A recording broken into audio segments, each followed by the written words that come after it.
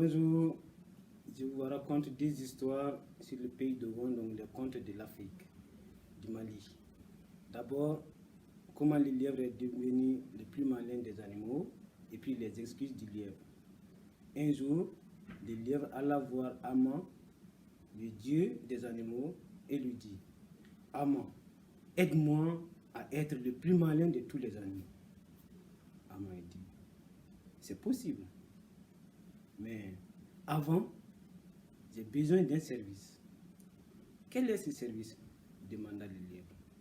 Je voudrais avoir la morve de la vipère. La morve de la vipère? Dit le lièvre. Mais c'est un animal dangereux. Mais moi j'ai besoin de ça. Le lièvre réfléchit, il partit. Il marcha, et sur son chemin, il rencontra une vipère en train de pleurer. Il s'approcha de la vipère et demanda: Ma sœur vipère, qu'est-ce qui se passe-t-il? Pourquoi es-tu dans cet état? Pourquoi pleures-tu? La vipère ne répondait pas. Mais vous imaginez votre état?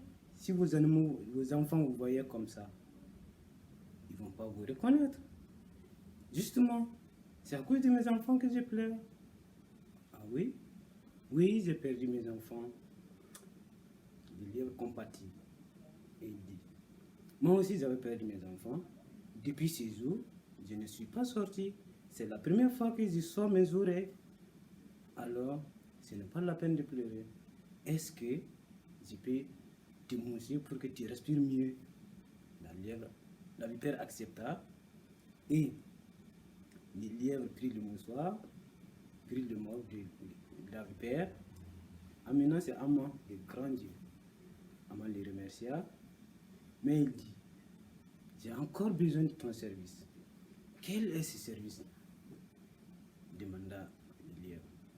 J'ai besoin du lait de l'antilope. Est-ce possible d'avoir du lait? Le lièvre, il réfléchit, et il prit un sac de cacahuètes, et il partit. Il marcha. Au bout de quelques moments, il trouva sous un grand baobab des enfants d'antilope en train de faire la sieste. Alors, doucement, il monta, il grimpa sur l'arbre et réveilla avec de grands bruits les enfants des antilopes.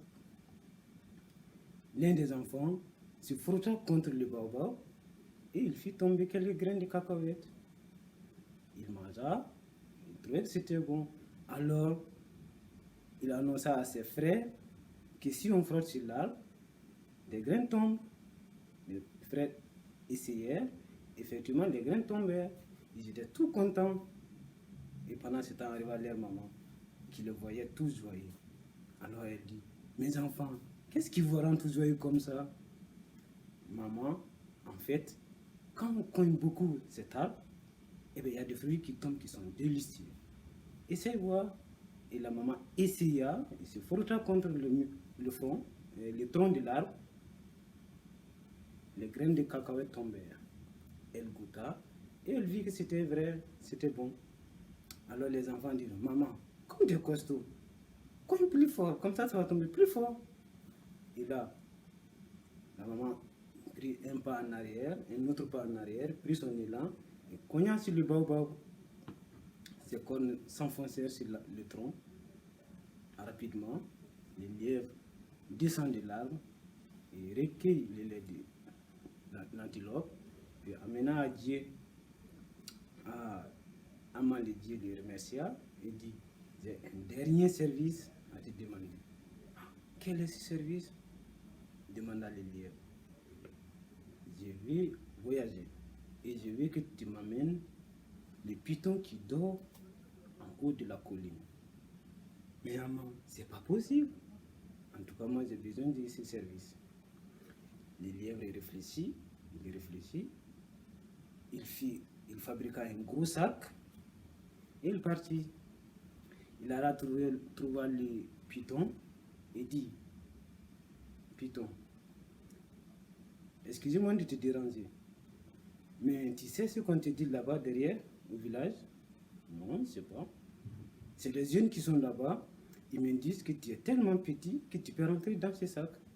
Et moi, j'ai dit, non, tu es trop gros, tu ne peux pas rentrer dans ces sacs. Le python, il leva la tête, il observa bien les sacs, il dit, mais tu as raison, je ne peux pas rentrer dans ces sacs. Les gens là-bas, ils disent n'importe quoi.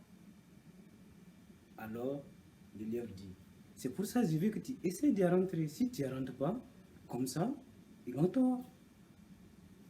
Alors, le python essaya de glisser dans les sacs, il glissa. Arriva un moment où tout le python rentra dans les sacs. Et le lièvre, il attacha son sac, il l'amena à Dieu. Et Dieu dit, voilà, tu n'as pas besoin de moi pour être intelligent.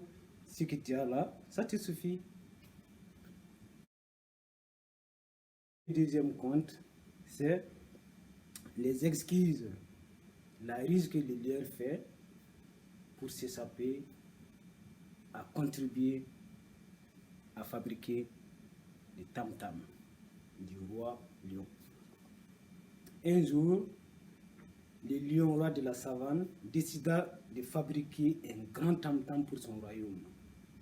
Pour cela, il demanda à tous les animaux d'apporter une partie de leur oreille. Les autres animaux étaient d'accord, ils acceptaient, mais le lièvre dit « Ah non, je ne peux pas ». Quand le lièvre dit ça, les autres animaux ne comprenaient pas, parce que ses oreilles étaient de loin plus grandes que celles de beaucoup d'entre eux. Mais le lièvre se justifia. Il dit, moi, mes oreilles, elles me servent de couverture la nuit. Elles servent de couverture à mes enfants, elles servent de couverture à ma femme, et quelquefois même à mes parents. Voilà pourquoi je ne peux pas donner mes oreilles. Alors, les autres animaux fabriquèrent les tam-tams, ils allèrent le poser sous le soleil pour que la peau soit bien attendrie, afin que ça résonne dans tout le royaume. Pendant que la peau séchait sous le soleil, le lièvre s'approcha tout doucement, s'assit sur le roc qui était posé près là, et puis prit le tam-tam et il chanta un air provocateur. Ditamon keberegi, keberegum, didumon keberegi, keberegum, divirmon keberegi, keberegum, tam-tam, tam-tam, tam-tam. Ah, cette provocation n'est plus guère à la hyène surtout, mais aussi aux autres animaux. Ils décidèrent de le punir sévèrement. Mais le lièvre très malin, il arrivait à s'échapper tout le temps. Et la provocation dura longtemps. Un jour, les animaux organisèrent se réunir pour trouver comment il faut attraper cette lièvre, cette vilaine bête qui les embêtait. Et pour cela, la gazelle eut une idée. Piéger la place sur laquelle vient s'asseoir le lièvre pour taper, pour jouer au djembé, au tam-tam. Alors, la hyène était tellement contente, elle sauta de joie, car elle avait à se venger de ces petites bêtes qui l'embêtaient. Donc, ils mirent de la cire gluante sur la place où venait s'asseoir les lièvres et l'attendirent.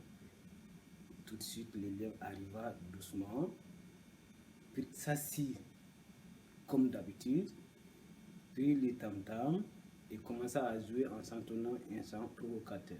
Ditamon keberegi, keberegum, didumon keberegi, keberegum, tam-tam, tam-tam, tam-tam. En voyant les autres animaux arriver, il voulait se lever et s'enfuir.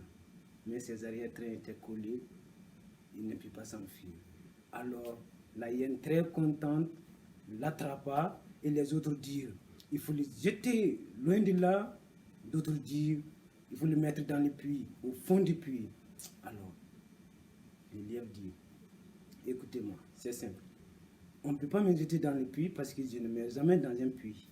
Ça ne me blesse pas. Par contre, si vous voulez me faire du mal, J'étais moi dans des tas de foin. Et les foins, c'est mon totem, mon interdit. Les foins, ça me fait beaucoup mal. Alors les animaux, ils firent une montagne de foin et la hyène prit le lièvre par les oreilles et le balança de toutes ses forces dans le tas de foin. Le lièvre s'est mis sur ses quatre pattes et prit la fuite. Grâce à sa ruse, il arriva à se sauver.